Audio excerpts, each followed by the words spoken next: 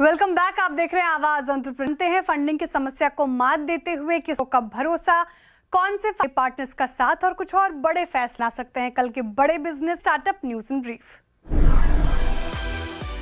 Brand open secret ने नए 10 करोड़ रुपए जुटाए हैं। इस ब्रदर्स ग्रुप ने फंडिंग में 30 करोड़ रुपए की इक्विटी के साथ साथ इंस्टीट्यूशनल है। कंपनी इस्तेमाल देश भर में अपने ऑफलाइन नेटवर्क करने और नए प्रोडक्ट्स की रेंज 2019 में शुरू की सीक्रेट पारंपरिक स्नैक्स के हेल्दी विकल्प बनाती है। पोर्टफोलियो में cookie, vegetable, protein, fruits, nuts, नमकीन, सीरियल्स और गिफ्ट हैम्पर्स जैसे प्रोडक्ट शामिल। ओपन सीक्रेट के प्रोडक्ट्स Amazon, फ्लिपकार्ट, ब्लिंकिट और जेप्टो जैसे ई कॉमर्स और क्विक कॉमर्स प्लेटफॉर्म के अलावा मॉडर्न रिटेल पर भी। फिलहाल ओपन सीक्रेट 500 से ज्यादा रिटेल आउटलेट्स में बिक रहे हैं और कंपनी अब अपने ऑफलाइन कारोबार को भी और तेजी से बढ़ाना अब खास तौर पर डिलीवरी स्नैक्स पर फोकस कर रही है। कंपनी के मुताबिक सबसे तेजी से गिरी है। इसके अलावा को और बेहतर बनाने के लिए माल बढ़ाया जाएगा। कंपनी का दावा है कि उसका ARR पार पहुंच चुका है और हर महीने करीब 10% दर्ज हो रही है। साथ ही कंपनी EBITDA स्तर पर प्रॉफिटेबल भी हो चुकी है। कंपनी का लक्ष्य अगले 3 सालों में 1000 करोड़ रुपए ARR तक पहुंचकर इस दौरान बनाए रखना है। ग्रोसरी स्टार्टअप अनमासा ने सीड फंडिंग राउंड में 30 करोड़ रुपए जुटाए हैं। इस इन्वेस्टमेंट राउंड को वेंचर्स ने लीड किया, जबकि ब्लूम वेंचर्स ने भी इसमें हिस्सा लिया। कंपनी अपने हाइपर स्टोर मॉडल का विस्तार करने के लिए करेगी।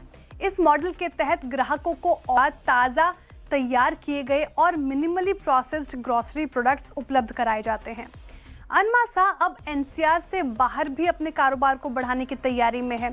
आजकल ग्राहक हेल्दी, कम प्रोसेस्ड और अपनी ज़रूरत के मुताबिक खाद्य उत्पादों को ज़्यादा पसंद करते हैं। अनमासा इसी बढ़ती मांग को अपने बिजनेस का फिलहाल करीब 200 प्रोडक्ट्स हैं। इनमें आटा, मसाले, खाद्य तेल, चावल, दालें, घी और ड्राई फ्रूट्स जैसे रोजमर्रा की जरूरी ग्रोसरी और किचन से जुड़े शामिल हैं।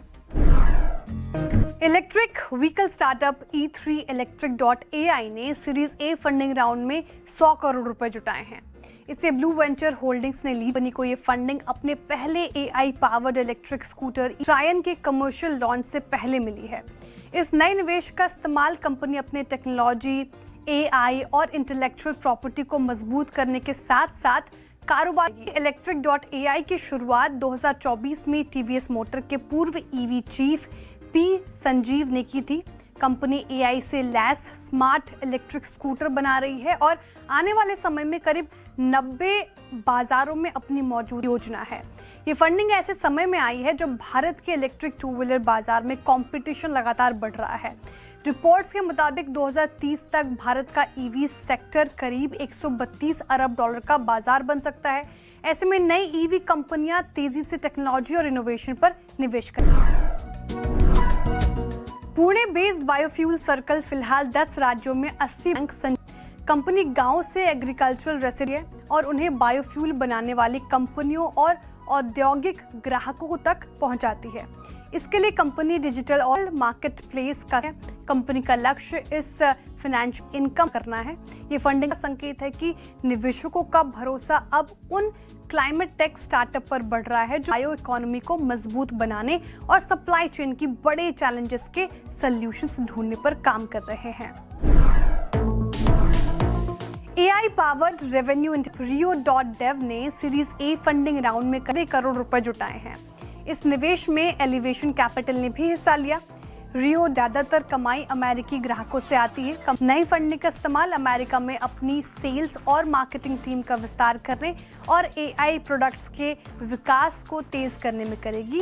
Rio.dev का प्लान को रेवेन्यू इंटेलिजेंस यानी बेहतर डेटा उपलब्ध कराता है, जिससे वे ग्राहकों तक ज्यादा प्रभावी तरीके से पहुंच सके और अपने बिजनेस की ग्रोथ बढ़ा सके।